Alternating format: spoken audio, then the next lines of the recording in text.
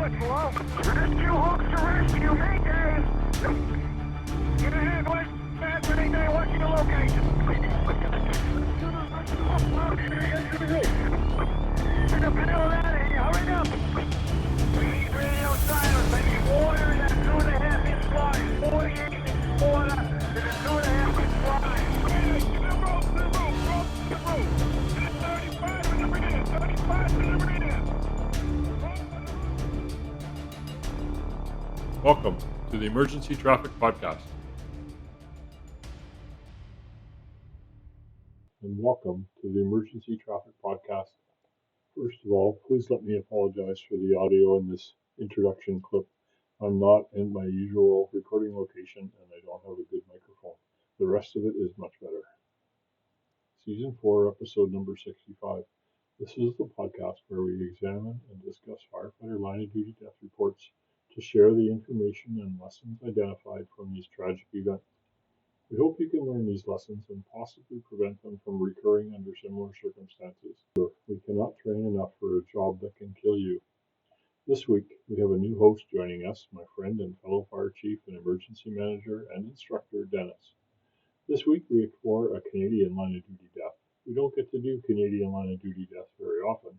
Of course, the huge difference in fire call volume from our neighbors to the south, and due in large part to the lack of a national line of duty death reporting system in our wonderful country. We have to build a script out of media reports and publish recommendations from provincial inquiries, which often lack the details about the response and action taken during the call. Anyway, and Denny and Dennis to explore this incident and other current events in the fire service. And thank you for listening. Hello, Denny, and our new co-host, Dennis. Welcome back to the podcast. We actually have to redo because I screwed up and didn't press record. But anyway, here we go. We're gonna doing a do-over. Dennis, how are you? Welcome. Thanks for joining our podcast. Thanks for having me, Paul. As usual, I'm 110%, and it's like deja vu. It's like we've already been here already. No kidding. Yeah, well, Paul forgot to press the record button, so that's like what you call, when you do a presentation, an icebreaker. It was an icebreaker, all right. Yeah, no kidding. That's the first time I've done that. Oh well. Yeah. First for So everything. I've been kind of glued to what's going on in California, as I'm sure a lot of folks are, because of the massive wildfires they've had down there. And it's not just the one; there's many of them, and they've got hundreds, if not, I think you were saying, Paul, close to 1,000, engines and tenders, and I don't know, a whole pile of air assets. I wouldn't be surprised if it's more air assets than I've ever been, assigned to any other set of fires. And we haven't had any reports of firefighter LODDs. And I'm sure there's injuries, there's bound to be, and we've heard a few about that. And I think that's remarkable when you consider the number of crews, even out of state crews, certainly out of town crews on mutual aid, and the amount of hours and the amount of crazy flying some of those guys got to do. And there's been no LODDs that we've heard of, and that's a good thing. And I think that's a testament to command safety. I think it's a testament to the organization, and certainly a testament to the skills of the firefighters and the air crew and everybody who's working on that fire, that they're doing so as safely as they can. It's bravo. Yeah, it is amazing. Like I actually said to somebody the other day, I think it's probably the most resourced fire or group of fires that I've ever heard of in my history, where we have 15, 17,000 responders in a concentrated area around Los Angeles. I mean, it's a pretty big area, but still, and all those thousands of resources. And I've listened on the radio and I've heard a few, like a shoulder injury, there was a head injury the first night, there was a potential heart attack of one of the officers, but there hasn't been any fatalities, which is really amazing. So far, knock on wood, I'm hitting my head and my desk. So, but yeah, so it's really good. So glad to hear it. Speaking of California, they've been taking the hits lately. They been this Moss Bank power station storage area. Their lithium-ion battery banks or something are on fire last night. Yeah, I saw some video and a quick clip, and it's very impressive. There's large flames, massive clouds of toxic smoke coming off of it. They're advising the local residents, because I think this is in an area that's populated. This is not their first incident. There's been several incidents there in the past, but Now they're advising all their local residents to shelter in place, close their doors, close their windows. They're even advising them to tape up the gaps in their doors and windows, shut off their air conditioning systems. And I can never remember hearing advice to tape up your windows and doors. And if I was a member of the public, When I was I'd in be concerned. Fort Saskatchewan, that was in the script that could be used for a shelter in place, but I've never actually heard it being used. Trying to obviously, usually what it means is it's too toxic outside to evacuate, or we don't Yeah. think we can handle an evacuation. So shelter in place Definitely. and tape everything off. Yeah, definitely. This is not a school bus on fire. This is a thousands and thousands of battery cells in a storage warehousey type area. Apparently, there's a Tesla plant like right nearby or something. So I don't know if they're actually related or not, but near San Francisco, Monterey County. Yeah. Speaking of school buses, another in the news this week was we had the second school bus fire, third, Denny, school Yeah, I bus think it's the fire third. that we have electric school bus that has caught fire while transporting pupils to school in Ontario. Fortunately, no injuries, but the company that builds these school buses called Lion. Actually is in bankruptcy, and a lot of school boards are looking at what they're going to do with these buses that have been having troubles, obviously. Yeah. So, Paul, if you don't like the electric school buses, how you feel about the electric fire trucks? Yeah, not a fan. It's virtue signaling, I think. But maybe I know they're playing with airport ones, which typically it's a quick, short run. You can only use a couple tanks of foam, and you have to go back. So that might be okay for that. But for general use, I'm not a huge fan. The big problem, I just saw it on my social feed today. I saw a yard full of electric scooters somewhere in the world, like hundreds and hundreds and hundreds of electric motorcycles that the batteries are too expensive to replace, so they're just scrapped. So they're just sitting there. So these electric things are becoming disposable, just like your rechargeable electric toothbrush or your dustbuster vacuum or your electric tools that you can't get batteries for anymore, or they're not worth it. And we throw them away. So now we're starting to throw away. I saw fire inspectors, Paris or something, had a whole bunch of building inspectors about 5 years ago that they had bought electric vehicles for, and then they're too expensive to recondition the batteries, and so they're scrapped. So it's a disposable society thing, I guess.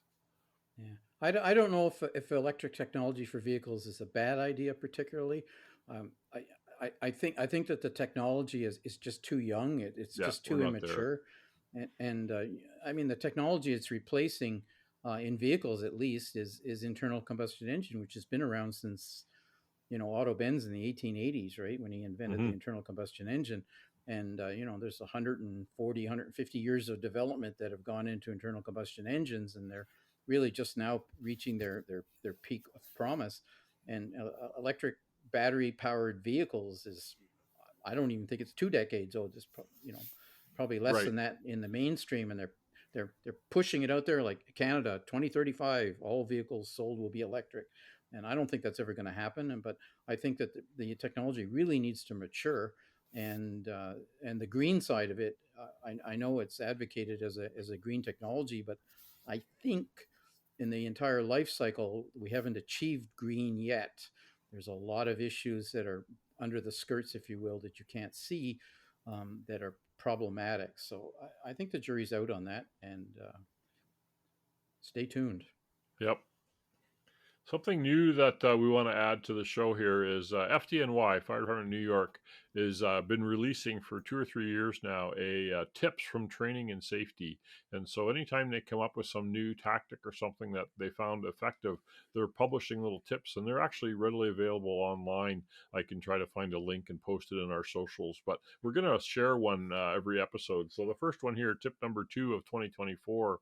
Recently, FDNY units have arrived at several advanced fires.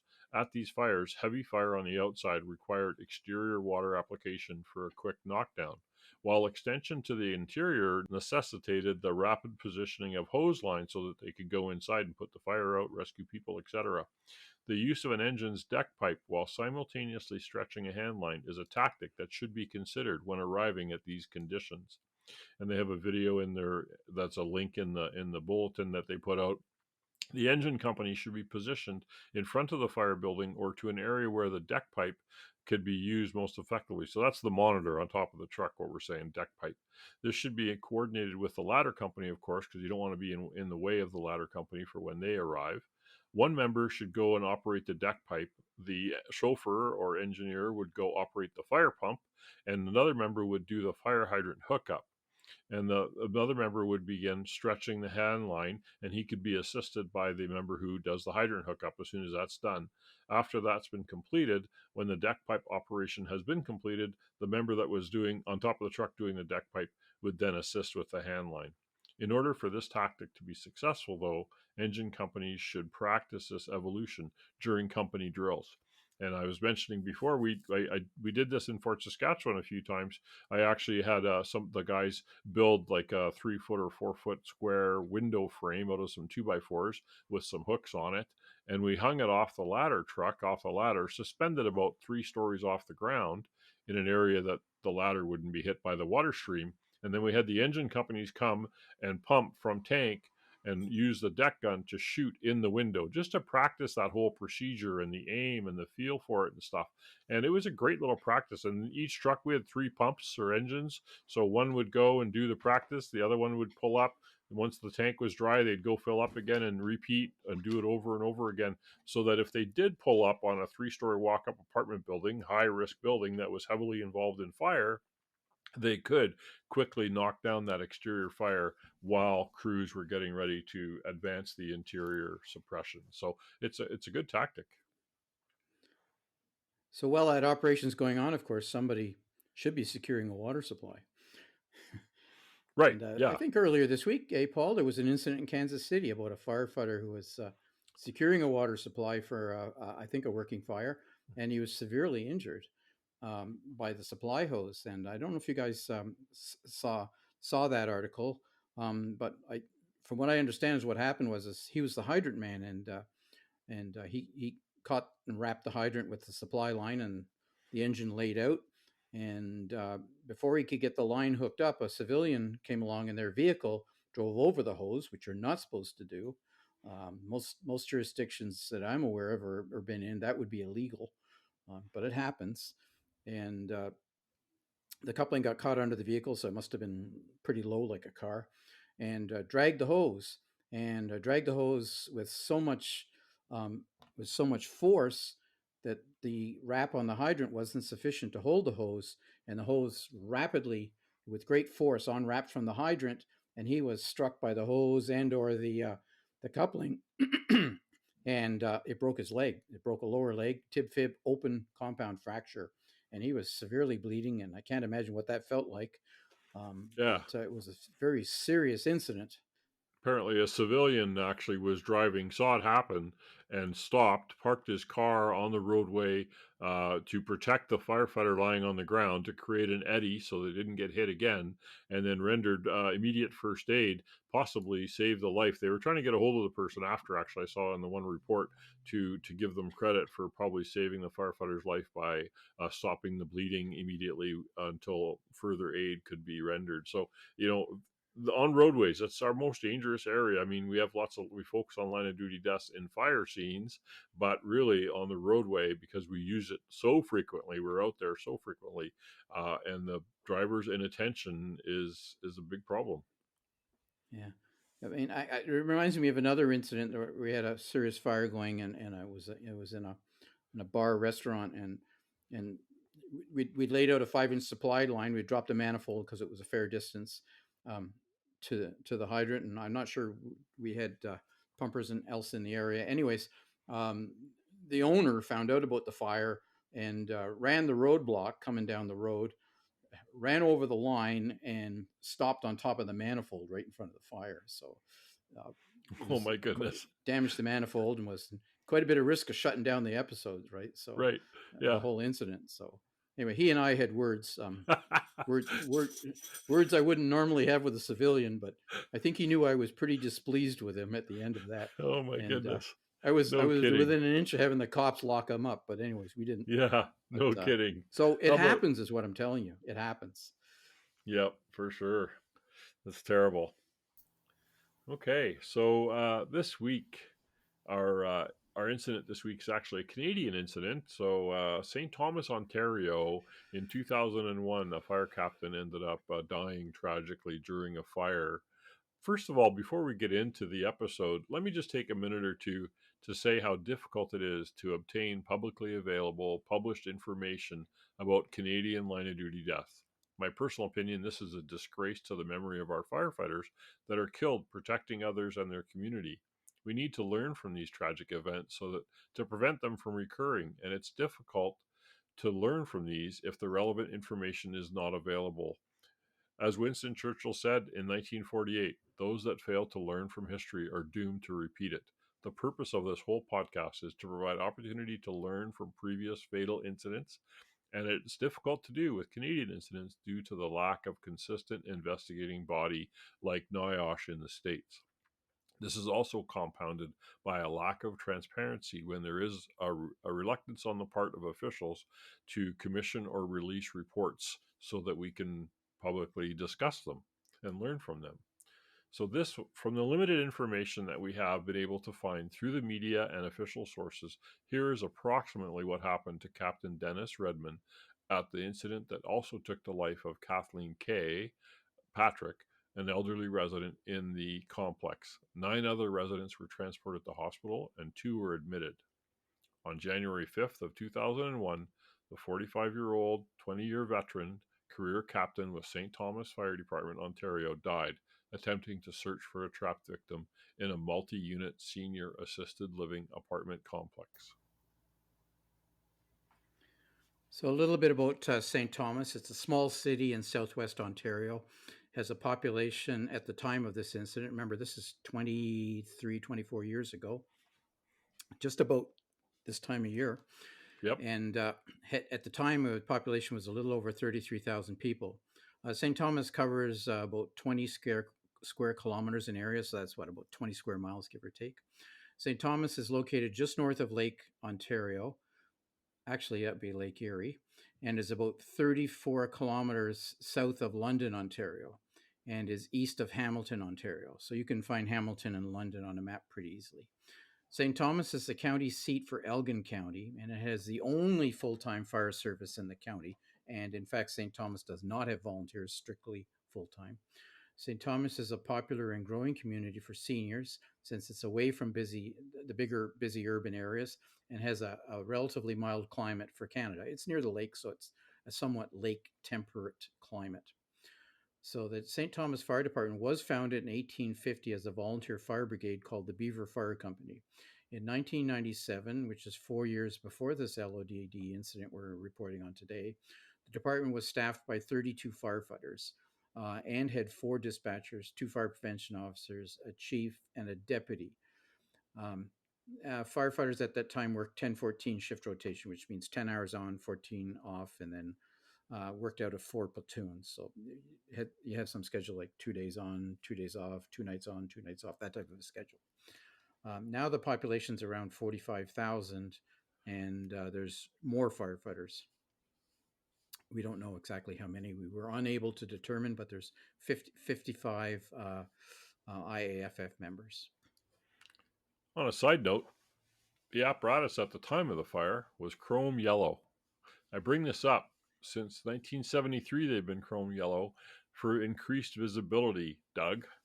In fact, I remember the first snorkel that I ever operated was actually from St. Thomas, Ontario. When I worked at Superior, we had refurbished and remounted their 1975 King Seagrave Aerial onto a new Freightliner chassis with a Superior body back in 1995. There is a picture of it on their webpage, so they must have really liked that commercial chassis articulated aerial. They converted to red, though, shortly after this incident, by the way, to be traditional. We usually do a 360, just a virtual 360 to give our listeners a picture of the building, if you will, in their mind. So the building involved was at 200 Chestnut Street. It was a 4-story apartment building with 102 single-bedroom units. Based on Google, the building appears to be most likely of lightweight timber construction with a brick veneer. This includes a metal mansard-type exterior wall on the top floor. Each unit had a small exterior balcony which was twinned with the adjacent apartment. The roof is a typical flat built-up roof. The building is well set back from the street, about 100 feet on the Alpha side, which was Chestnut Street, with no direct street access on the Charlie or Delta sides. On the Bravo side, there's a 40-space parking lot, which is accessed by a driveway from Chestnut Street and adjoins the approximately 75% of the Bravo side of the building. The parking lot is quite chopped up, though, by curbs, of course, for the parking. The building is situated on the north side of Chestnut Street and is L-shaped, one wing running on the Delta direction, from the other into the Charlie direction. The two wings were 4 stories in height and connected at the Alpha Bravo corner. The wings are approximately the same size, each approximately 42 meters or 136 feet long, with shared 17 by 16 meter or 50 feet core section where the wings meet. The main entrance to the building is in the Alpha Bravo corner, and the centrally located elevator and stairs to the left of the entry to the lobby, where an attached tower rises up to the elevator penthouse. The main entrance to the building is on the Alpha Bravo corner, and the centrally located elevator and stairs are on the left on the entry to the lobby, where the attached tower rises up to the elevator penthouse and also contains a stairwell, which what appears to be a bulkhead door to the roof. There are also exit stairs and doors on each end of the wing, such as Charlie and Delta ends. The building was sprinklered with 2 sets of FDCs just to the left of the main entrance doors on the Alpha Bravo corner. It appears likely that each wing had its own system.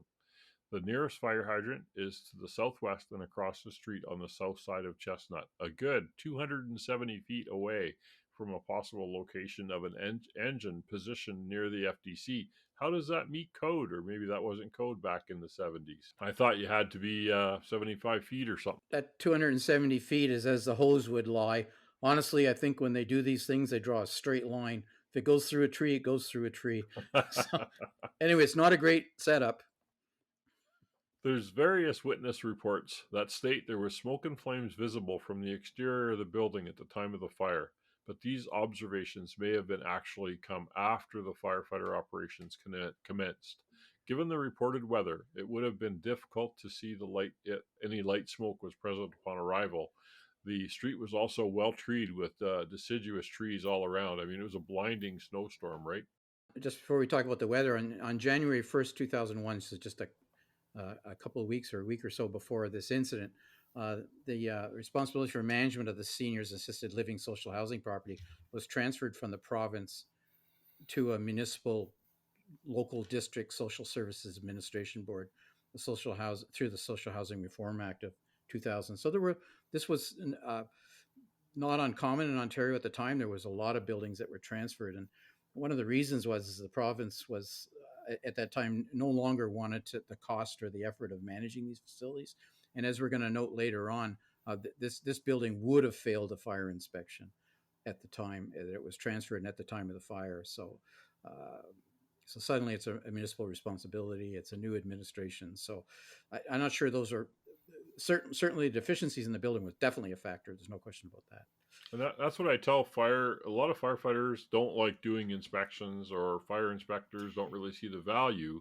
And I keep trying to hammer them into it. And Dennis and I have taught fire inspectors together. And the fire code is not only, I mean, it's not to keep people safe. Yes, it is, exits and all that kind of stuff. But fire code really is to keep the firefighters safe while they're operating in the building also. And if you have a building that doesn't meet code, not only is it going to kill people, but it's going to kill firefighters. And it's very important. And that's why fire inspections are important, and understanding the why and the how of fire inspections is important to firefighters. Well, and when you're doing your fire inspection, it gives you a chance to do some pre-planning as well, right? To take a walk through and take a look and see what's there. And maybe if you have a few firefighters with you when you're doing the inspection, you can kind of do a bit of a walk through and decide where your risks are and if it's a place that you really want to be, right? Yeah. And a building that's designed to code, it will behave in a more predictable manner from a firefighter's point of view than a building where key features are not functioning. Like in this case, you have 2 wings. There would be expected to have been fire separations probably around the elevator lobby, where there would be, doors basically, and they would either be doors that are closed all the time that are prone to being blocked open, or they would be doors that are on hold open devices, whereby with an alarm system, this building would have required an alarm at the time. Whether it was working, we don't know. And those doors would have closed, and that's designed to protect the elevator lobby, for instance. And if the elevator lobby is not protected, a stairwell, the head of the stairs is not protected, then when you come onto the fire floor through those stairs and so forth, you're going to get different conditions than you might have otherwise expected. And we're going to see some of that in this incident. No, for sure. So, Paul, thanks for setting us up with the 360. So we've kind of got an idea what the building looks like. We're just going to touch on the weather a little bit here before we move on to the incident. So the weather that night on January 4th through the 5th in 2001, St. Thomas was experiencing a lake effect snowstorm, and there was more than 20 centimeters of snow on the ground at midnight, with snow still falling. So again, kind of like the weather we had here in central Alberta last night, especially around Lacombe. A little disappointed Paul didn't come and shovel my driveway this morning, but he can do that another time. So you can kind of picture how much snow we had at the time of this event. Winds were very strong at about 30 kilometers an hour, and they were coming out of the south. So they were, onto the alpha side. And with the blowing snow that witnesses called as a blinding snowstorm. According to Environment Canada records, the temperature dropped to around -4, maybe -5 degrees Celsius overnight, but with the wind chill was coming in at around -12. So these conditions are pretty common along the north shore of Lake Erie at that time of year. So that's kind of the weather. So now you're kind of getting a bit of a picture here with the building and the weather. The incident itself, though, in the early morning hours of January 5th, 2001, at approximately 1:40 hours, so 20 to 2 in the morning, a call came in for a fire in a 4-story apartment building. Staffing was 7 firefighters at the time of the call, responding from the only fire station in town, located about 5 blocks away, which would be about a 2-minute drive in normal conditions. So, just to note for the readers here, we don't have a detailed timeline on this incident. We have very little information about the response itself, what apparatus was deployed, officers, incident command, nor the strategy and tactics used. Most of what follows we've derived from the recommendations put forth by the coroner's inquest, which was completed almost a year later, and also from the review initiated by the Office of the Provincial Fire Marshal a month after the incident, and from media reports at the time, and from viewing the building that still stands. Anyway, it seems likely that the first arriving engine, at least anyways, entered the driveway and didn't catch the hydrant, I would say is a pretty good assumption, and likely spotted itself near the main entrance, which is where the fire department connections to the sprinkler system are located. We have no information indicating that the FTCs were connected at this point, nor that a hydrant line was laid. So we don't know that because we've not been privy to the official investigative reports, although we did ask for them. The alarm panel would have been inside the main entrance at that time. There would have been a set of double doors you had gone in, and the alarm panel would have been there, which presumably said that they had a fire on the 3rd floor. Apparently, soon after arrival, Captain Redmond then proceeded directly to the fire floor, which was the 3rd floor. He did not have his SCBA with him, and he used the building elevator, which we said was just inside the lobby there. You could get on the elevator. It appears from the inquest recommendations that the elevator may not have been equipped with firefighter elevator controls that would have allowed a firefighter to completely control the elevator's action. It is not clear if the inquest was referring to a phase 2 elevator control system, which firefighters are very familiar with the in-cab firefighter controls, or that the elevator might have actually been equipped with some form of other control, but that the captain did not use them. It's not clear at all from the information. Again, reporters in inquests reporting on what they basically wouldn't necessarily understand. And there was a note here that building code would not have required such controls because it's a low-rise building. It's not high enough that you can't easily climb the stairs, so they would just assume that firefighters would climb the stairs and not use the elevator. So apparently a 360 survey of the property was not completed prior to the entry of the firefighters into the building. Witnesses stated that there was smoke showing from the exterior of the building, and a stationary incident command post was not set up. Command was apparently mobile, probably investigating at the time. Based on the inquest recommendations, there was a missing or possibly inoperative self-closing device on the door of the fire apartment and also of the apartment where the civilian victim was later found. Consequently, the common hallway of the third floor became engulfed with the fire and smoke due to the fire apartment door being left open by the resident. The apartment door where the civilian victim, Kay Patrick, was located was also found open. As mentioned, it was missing a self-closing device. Fire was determined to have begun from careless use of smoking material. So this fire, would have been investigated by the provincial fire marshal's office. So that was their determination. Anyway, faced with the deadly situation of the hallway being charged with smoke and heat and fire, Captain Redmond found himself trapped near the elevator. He got off the elevator, and we don't know why he was trapped. The door closed behind him, or the elevator wouldn't respond. Whatever it was, he then found a nearby window, and he is believed to have called for a ground ladder to be put up to the window. But unfortunately, due to less than adequate staffing, no ground ladders had yet been thrown and could not be done in time. With no other alternative than succumbing in the hallway, Captain Redmond decided to bail out the third floor window, where, due to a straight fall to the ground, unfortunately, he suffered fatal head injuries. His fire helmet may have become dislodged either on his way out or on the way down, as reportedly his chin strap had not been fastened. The resident fatality, Miss Patrick, was reportedly found later, about an hour later into the incident. So the note here that the Ontario Fire Marshal's office at the time required fire departments to assemble on the site of a single-family residential fire a minimum of 10 firefighters within 10 minutes of a page-out. At this incident, only 7 career firefighters were on scene within that time.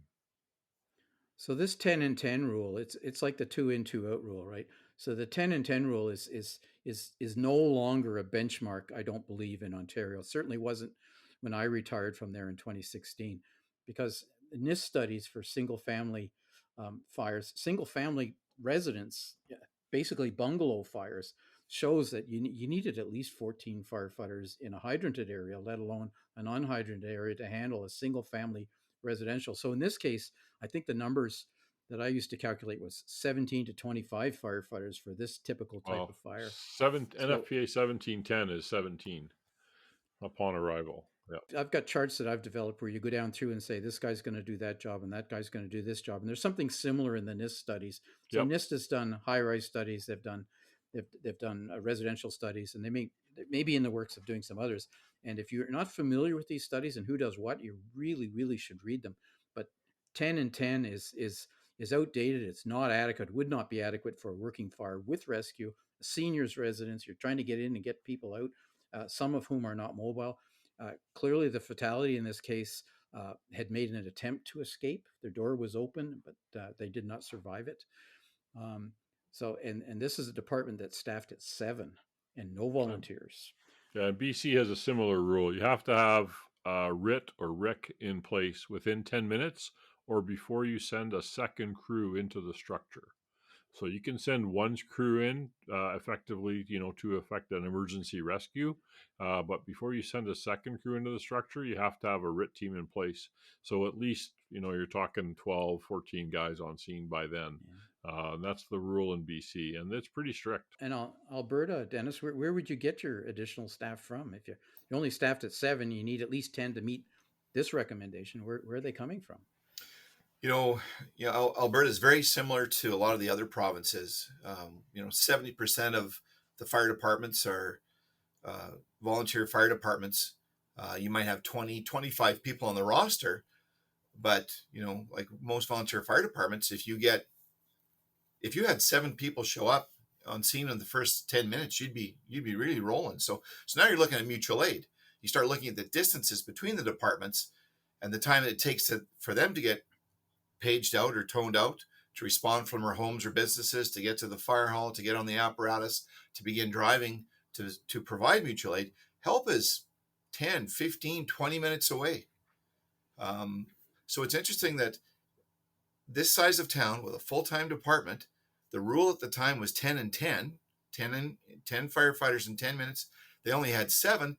And like you said, Denny, that was that rule is for a single family dwelling. We're not talking about a 3-4 story building, seniors, at-risk population here.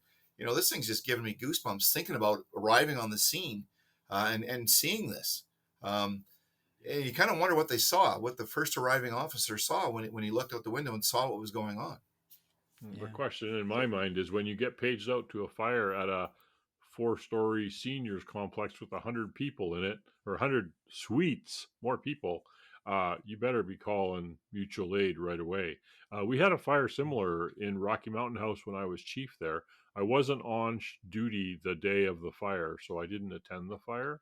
But we immediately paged out other stations at the time of the call to get more resources to the building to put the fire out. I believe there was one fatality in the suite, the fire suite, and a second injury, and a police officer. The police officer actually, 2 police officers actually went in and rescued the people out of the suite before fire got there because it was nighttime and it's an all volunteer department.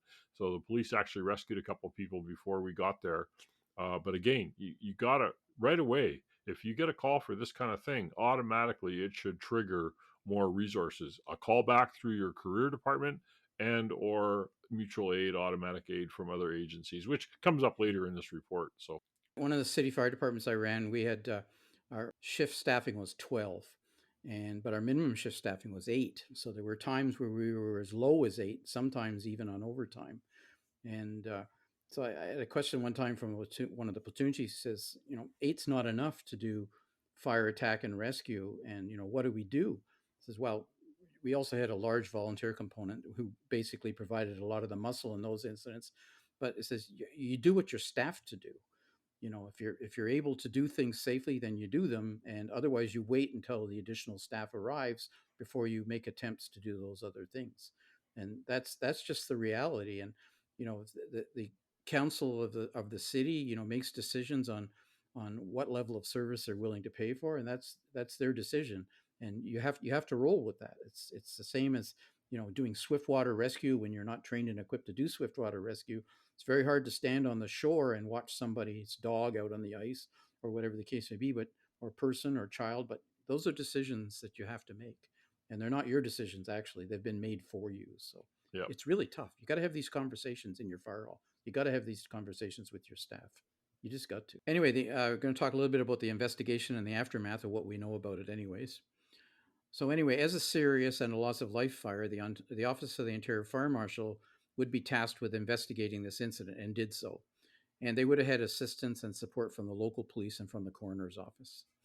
A month after the incident, the Ontario Office of the Fire Marshal informed the Council of the municipality that based on the information that they had gathered through their investigation and their analysis, the city was not providing the fire protection services that were appropriate to the needs of the community. Appropriate to the needs of the community are actually legislated words in the legislation in Ontario, and it has a very specific meaning. And essentially, every municipality is required to provide appropriate to the needs of the community fire protection in Ontario. That's a requirement. yeah. In Alberta, it's a lot So, less specific. It just says the municipality must provide for the safety and security of its residents, and right, that's really open to interpretation. In Alberta, you yeah. don't need to have Well, a fire department. yeah.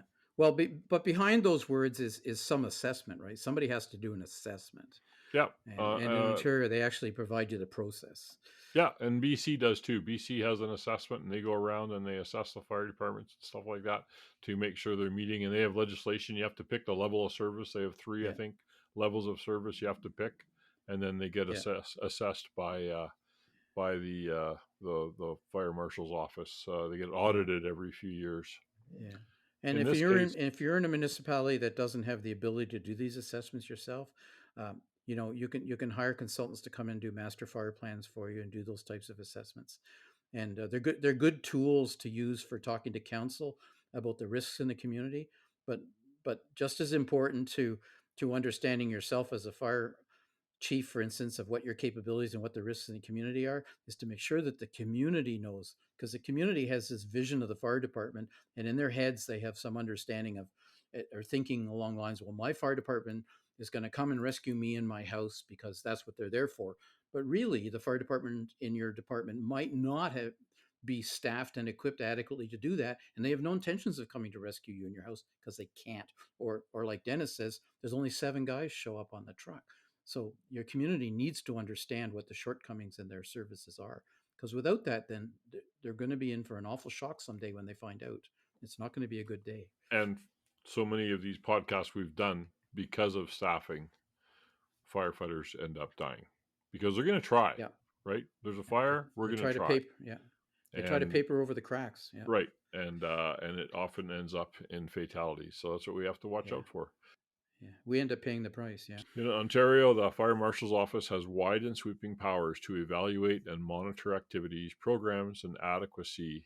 And if deficient, they can order corrections with regard to standards and methods of fire protection services provided by municipalities. This includes all aspects of fire protection, including fire prevention and emergency response.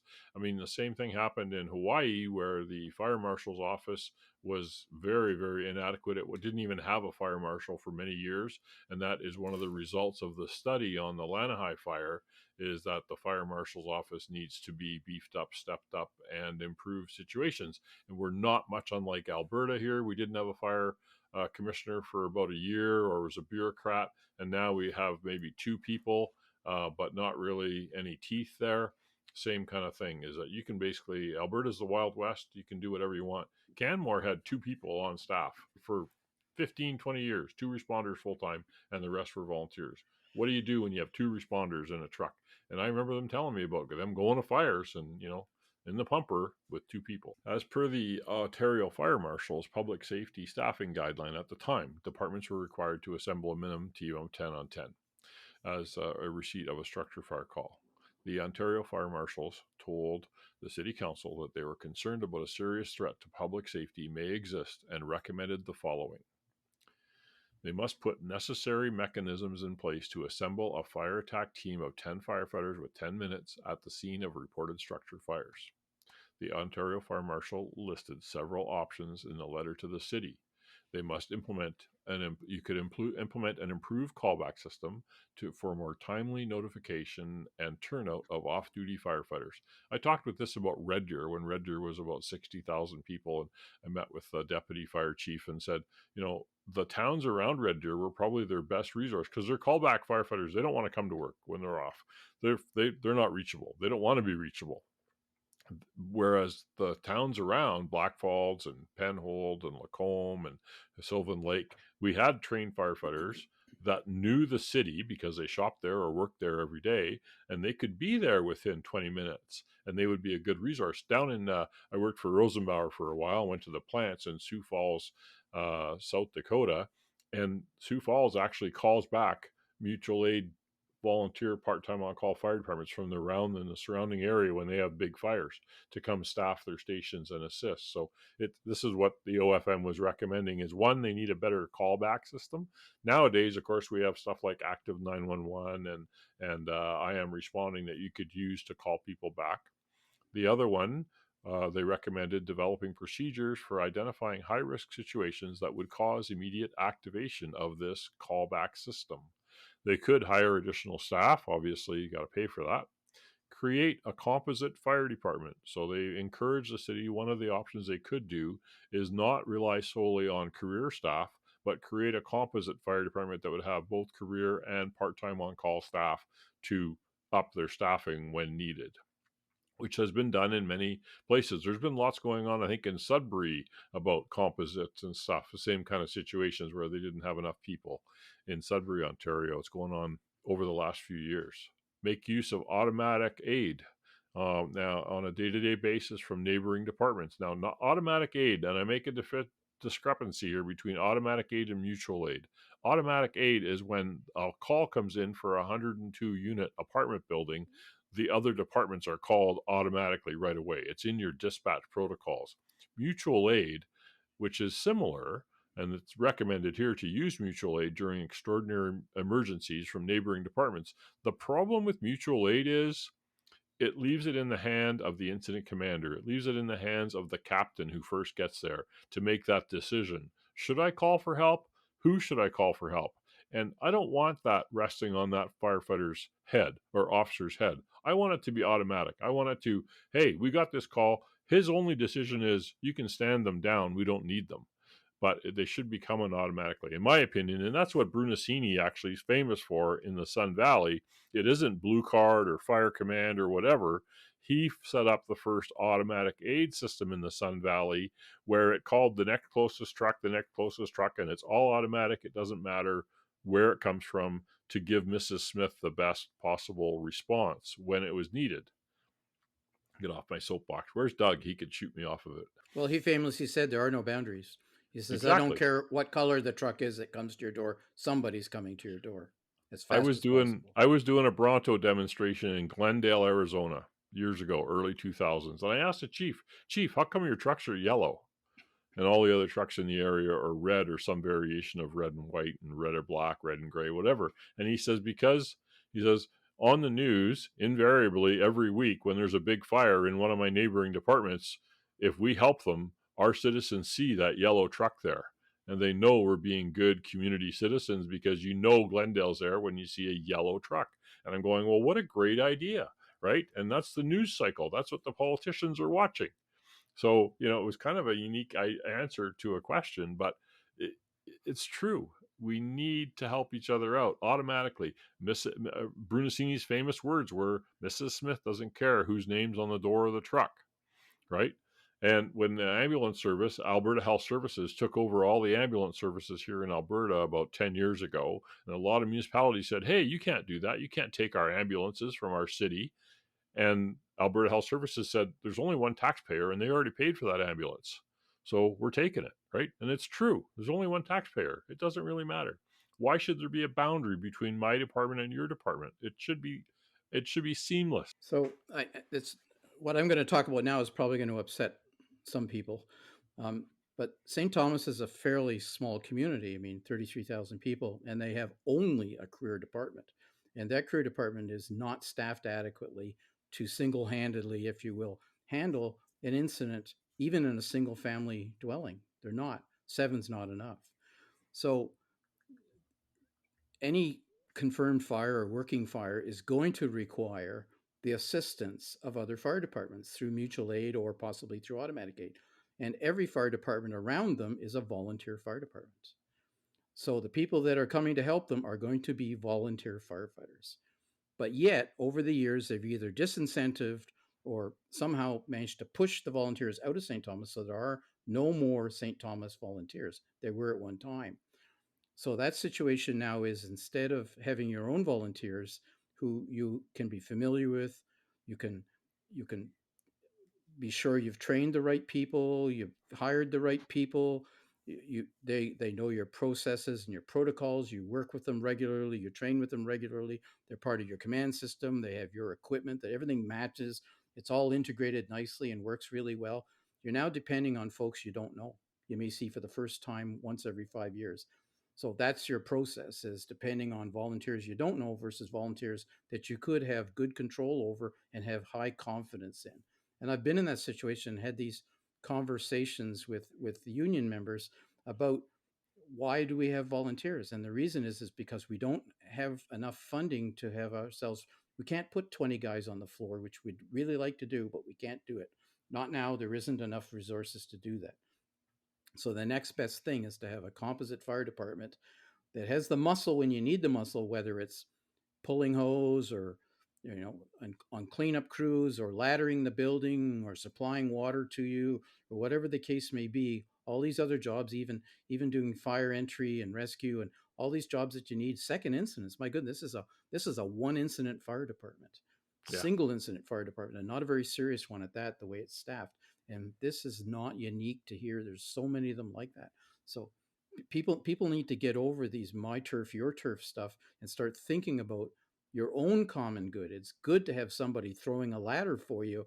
I don't care what color his helmet is. He should be able to do that. You should have him on staff, and he should be right there with you within a minute or two of being called. So that's a good thing, and you know who that person is, and you can trust them. So there's a lot of value in, and departments need to think about, what happens at major fires, and where's the staffing coming from, and what quality is it? So, can it do the job for me, and do I feel comfortable using them? It's really important. So, based on the coroner's inquest that occurred afterwards, the following recommendations were transmitted to St. Thomas's Council. I should comment that before Paul was reading off the letter from the fire marshal's office, that's a public document. That would have been discussed in public on camera, and people sitting at home were watching that on their television. Not a good position to be in as council, to discover all these things, and the public to discover all these things that the fire department knew well themselves. So if you're a fire chief, man, don't hide these things. So based on the coroner's inquest, there was another public document transmitted to council. And this information that we're providing here was extracted from a staff report that the fire chief made to St. Thomas City Council. So the operational guidelines, there were some specific recommendations that the incident commander must set up a command post, and he must direct operations from that position. I'm saying he, but it doesn't have to be a he. A complete size up of all sides of the fire site building needs to be initiated. Another one, when entering a fire scene, all firefighters must wear helmets correctly fastened at all times. Well, so these are things that obviously the coroner's inquest found were deficient, and they're saying these need to be in your policy moving forward, right? They didn't set up a command post, obviously, because they found that as a problem. They didn't size up before they went in. That was a problem. The guy didn't have his helmet strapped on, which it may have helped his injury. We don't know. I mean, but all PPE should be properly worn. That goes without saying. Yeah. So imagine sitting in front of council, having a group of civilians who were the jury, basically, in this inquest, telling you should wear your helmet properly. Yeah. What a position to be in. Yeah. Wow. Wear your SCBA when you enter the scene. I did that. I went into an apartment building without an SCBA. It wasn't full of smoke, though, which, I mean, so I guess that was my answer. But it was bad. I shouldn't have. Yep. Yeah. I didn't take the elevator. Another recommendation, all firefighters entering the fire scene must wear their SCBAs. Another one, elevators at the fire scene must be locked down and only used by a firefighter through the firefighter mode controls only. Another one, stairwells must be used in multi-residential buildings of less than 6 floors. Yeah, if you got a fire in the 3rd floor, you should be staging on the 1st floor? Yeah. 2nd floor? So, 4-story building, there's probably little to be said for why you need an elevator. Follow the 2 floors below the fire floor guideline for any elevator use. The elevator key and master key must be in the incident tactical commander's possession. So master key, and common in Ontario to have lock boxes, master boxes. The plans are in there, keys are in there, everything's in there, right? And you got one key on the fire truck that opens all of that. And dispatch information needs to be communicated accurately and regularly to firefighters en route. We really don't know the basis for that recommendation. There must have been some issue between dispatch didn't know that they were going in, or maybe dispatch had gotten another call from somebody and the firefighters didn't get that info. Something like that must have came out in the inquiry. Yeah. My suspicion is there was another call that confirmed there was an active fire, and that did not get passed on. Yep, probably right. Because the captain rode the elevator and got off the elevator like he was just going to stick his nose down the hall and say, nothing to see here. Yeah. But that's certainly not what happened. Number 2 was hold a mandatory operational review of responses to all major incident in order to ensure compliance with or explain variances to from the fire department's standard operating procedures or standard operating guidelines. These variances should be shown on employee performance reports. So if the officer in charge didn't follow procedures, we want to know that happened, and we want it to be a record so that remediation can be implemented to change behavior as needed. Also says firefighters and officers should be reminded on an ongoing basis that all protective gear must be worn and deployed according to the standard operating procedures or guidelines. And this is, you said it before when we started here, Denny, complacence, right? We get complacent. And I had a captain. He's now a deputy chief out in Clearwater. And after of training and everything like that, he started to say, you know what? Every alarm call, we're going to deploy hose. We get so complacent. We're going to be caught with our pants down one day. So I'm catching a hydrant. I'm pulling a line. I don't care if it's an alarm call at 3 a.m. I'm going to do it. And I'm going, the guys are going to kill you, but it's a great idea, right? But the people are going to be upset because they got to clean up hose for an alarms call. But we become complacent. And so many times on this podcast, we've got this. Typically, the complacent one is residential fire tactics on a commercial building, which, again, same. These guys took the elevator up and walked up to the door to go, hey, what's going on? That's residential tactics on a commercial building. Yeah. I remember an incident one time we had a fire call at a mall, and it turned out to be a nothing. But the captain who was in charge of the crew, he went in and came back out and was doing a survey, but he wasn't wearing his SCBA properly. It was over his shoulders, but the waist belt wasn't done up, and the mask was just dangling around his ankles. And I pulled him aside. I says, Cap, you're not wearing your gear properly. I says, you really need to, for two reasons. Number one, it protects you, and secondly, all your guys are watching you. Right. That's and the when most they see important you one. disregarding your own safety and how to wear gear properly, they think that's fine and might even want to do that also. And exactly. Somebody's going to suffer for that at some point. Nothing drives me crazier than watching, these firefighters. And I don't want to pick on some of these cities, but there's a city here on the TV in Alberta with 100% paid people, and the firefighters are on the top of the aerial ladder above the smoke of the building, SCBA mask dangling, chin strap not done up, and I was embarrassed. I was like, what are you guys doing here? Like, you're supposed to be professional paid firefighters. The volunteer departments I work with, we would never allow that. I mean, that we'd always try to catch those guys. If you're wearing your PPE, wear it properly, wear it all the time, and make sure your safety is paramount, right? So item number 4, one of the fourth recommendation was to continue to make diligent efforts to attain the 10-minute standard to complete the hiring of 8 additional firefighters. Recommendation number 4 was to continue to make diligent efforts to attain the 10 firefighters in 10-minute standard and complete the hiring of 8 additional firefighters by July 1st, 2003. As well, in recognition of the evidence heard with respect to NFPA 1017 standard, consideration should be given to whether the 10 firefighters in 10-minute standard requires upgrading. So even back then, they were acknowledging that 10 firefighters on scene in 10 minutes might not have been enough. 1710 gets into some staffing issues. If you haven't read it, you need to. For sure. Every department's really got to take a look at that. Again, especially if you're a career department. With career, that council, that municipality, they have the control and the budget, the purse strings to adhere to the standards, right? The 5th recommendation was to maximize the use of available resources. There's a need to work in close conjunction with volunteer fire services in Eglinton County. The St. Thomas Fire Department should familiarize itself with the skills, capabilities, and likely response times of volunteer firefighters to promote quicker and more effective response to major fire incidents. And this happens all the time. We get in our little silos. We don't want to train. We don't want to train for mutual aid or mutual deployment or automatic deployment because we're afraid to show others what we do know or what we don't know. Yeah, Right? we had this example here, Red Deer City, Red Deer County, and all the towns around. Red Deer City would never call on the part-time on-call departments from outside the city because, it's just no way. We got to do it. It's IAFF or not. And this is what the coroner here is telling St. Thomas. If you're not going to have a composite department, then you need to foster a relationship with your neighbors, which, it's true. It's right.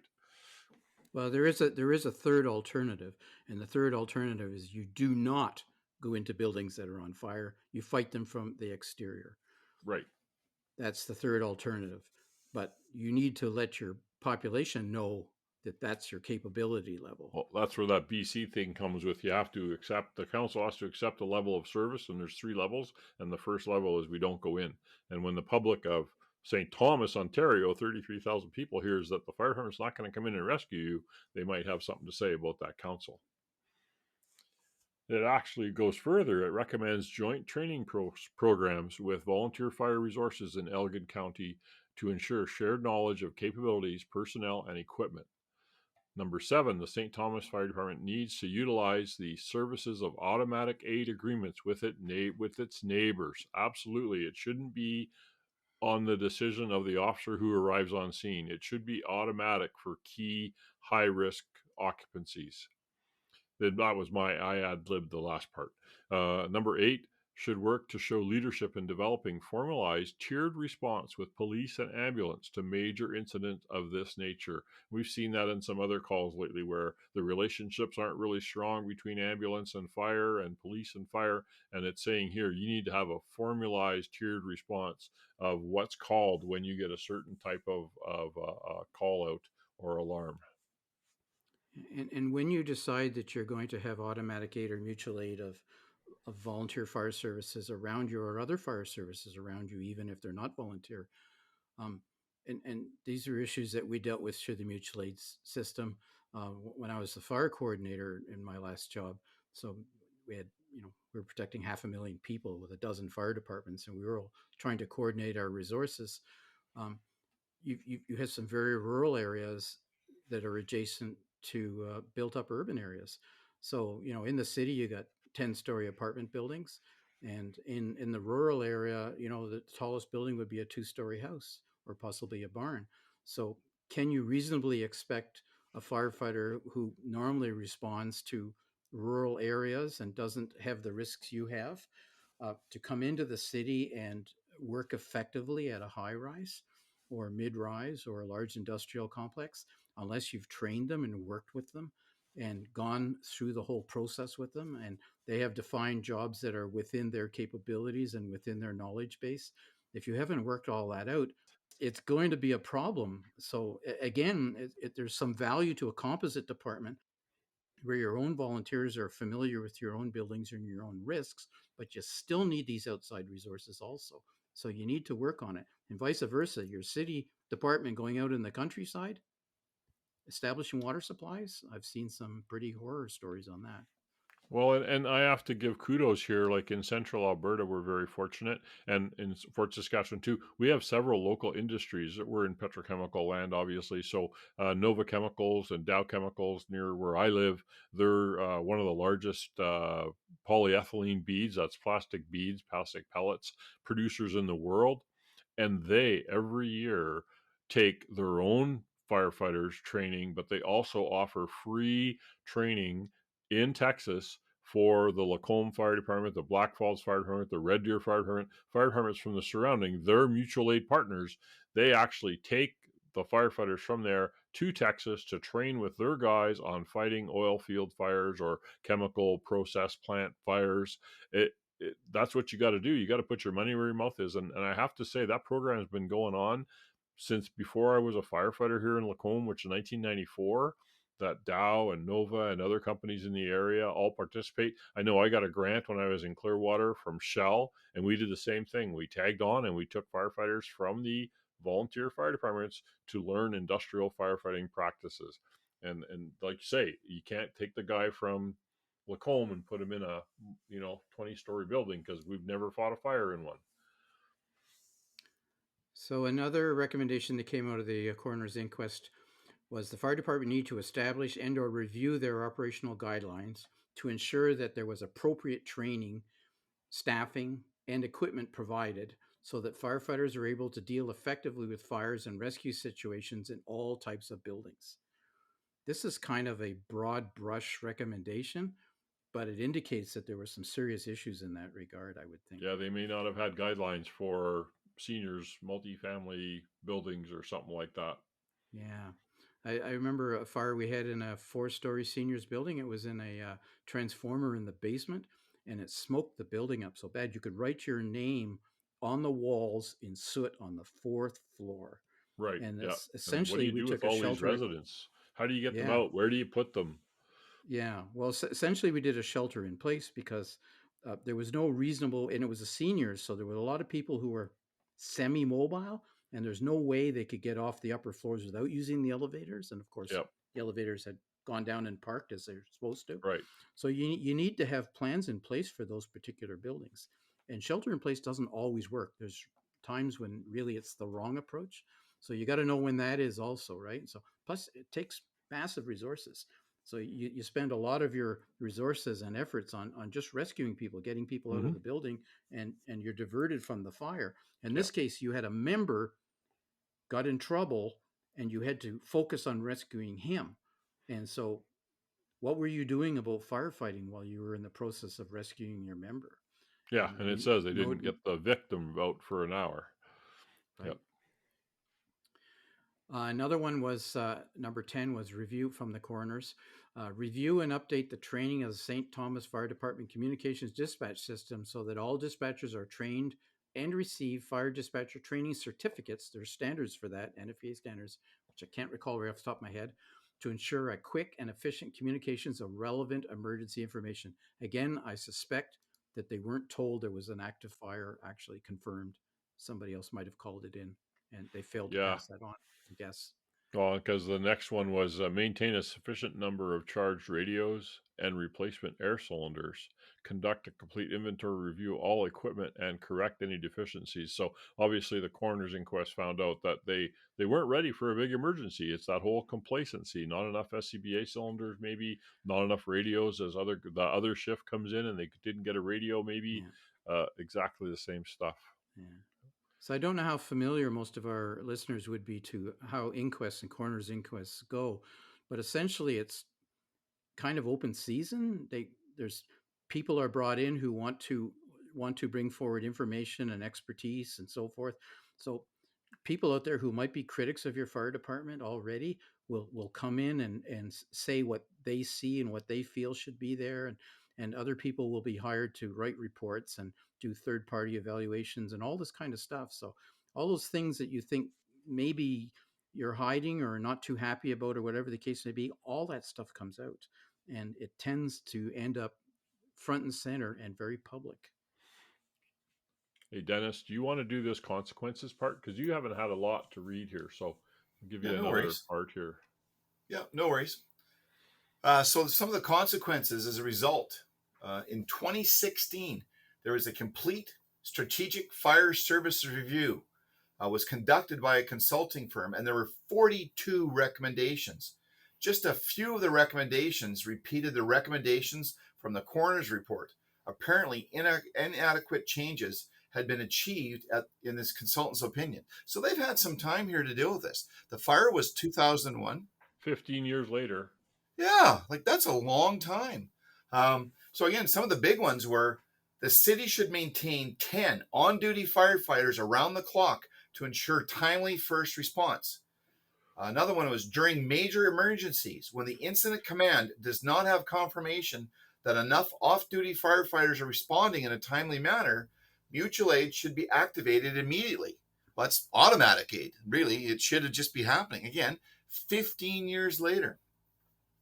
Means should be investigated and acquired to ensure timely notification of duty firefighters of a major emergency and allow them to notify communications of their response and estimate the time of arrival. Now, 2016, I know we had apps, phone apps, that you could do this with, and they're not very costly.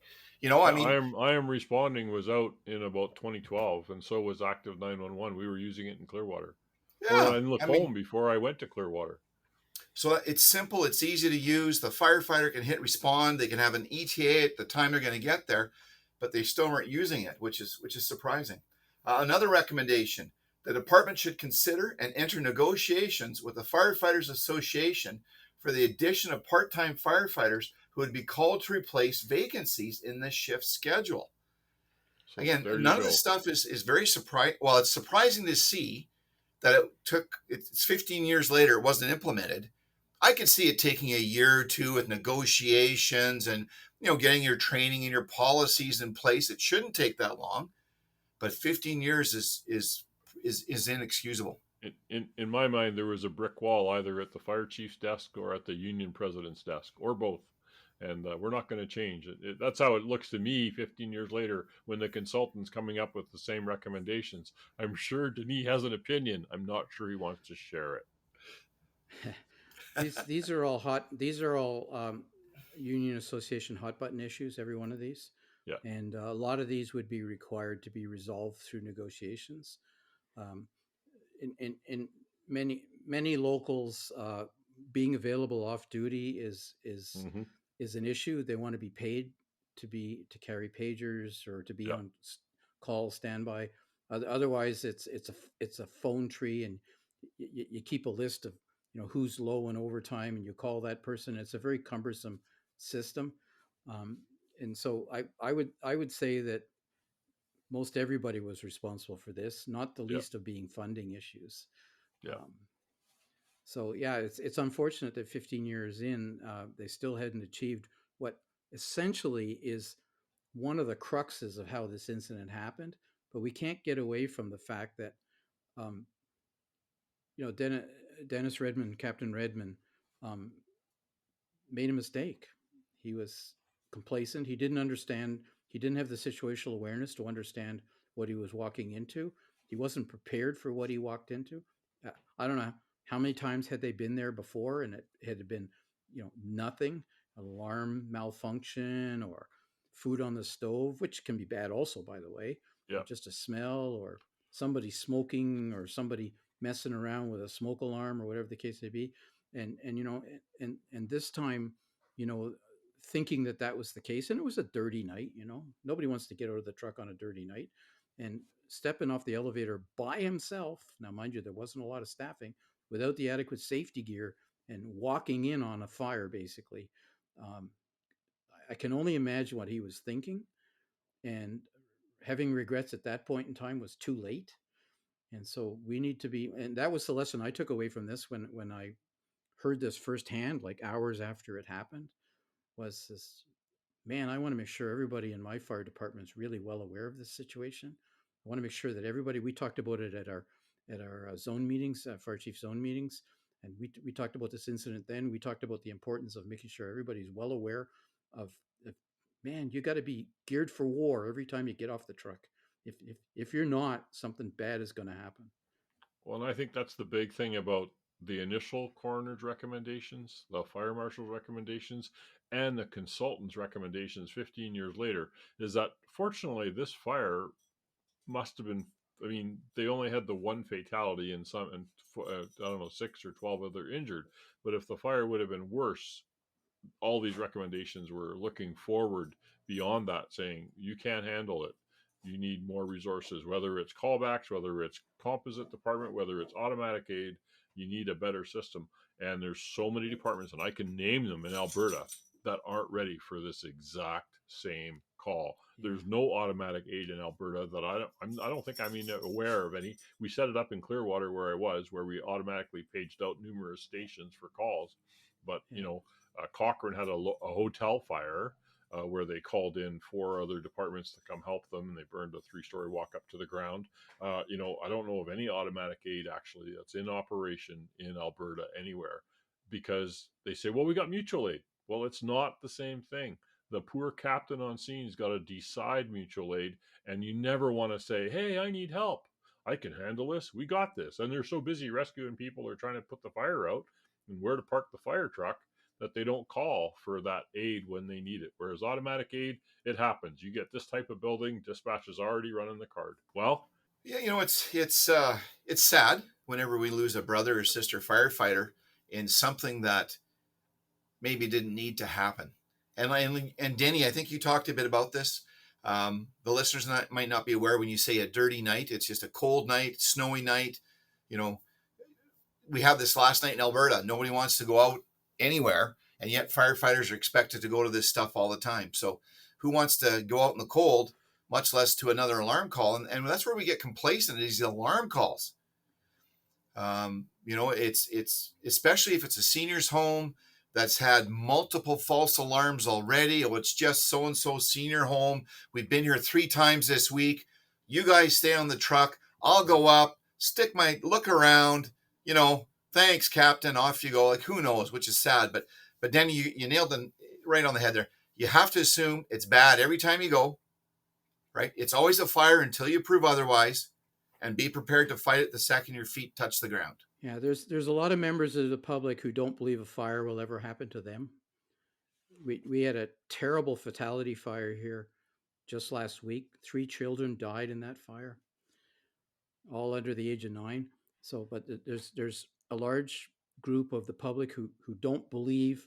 They understand on one level of their subconscious that fires happen, but they don't believe that a fire is going to happen to them.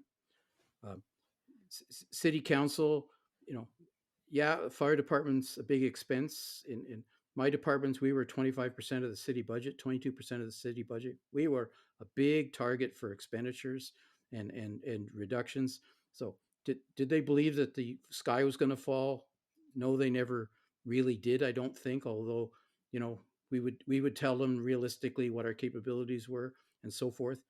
But if you're a member of the fire department and you don't believe that a fire like this is going to happen, what are you there for? I mean, it's not just a job. You're there to save lives and to protect property. You got to believe that these fires are possible and that they're happening. And when the alarm goes at 20 to 2 in the morning, I used to hate those after midnight calls because they often had a bad outcome. Yeah. Either seriously injured, serious fires, fatalities. And unfortunately, in this case, I don't think they believed they had a serious fire. And the result of that was the loss of a life of a firefighter. And you don't ever want to make that mistake. This is why we do the podcast, Paul, right? Right. That's why we're here, trying to educate firefighters to be ready for fire, be ready for victims, right? Yeah. Radio on, tools in hand, BA on, masked up if you got to be, know how to approach so you've got a way out. All of these things, man. Think it through. Be ready. Thank you for listening to another episode of the Emergency Traffic Podcast. I hope that you found it informative and insightful. Let's be safe out there.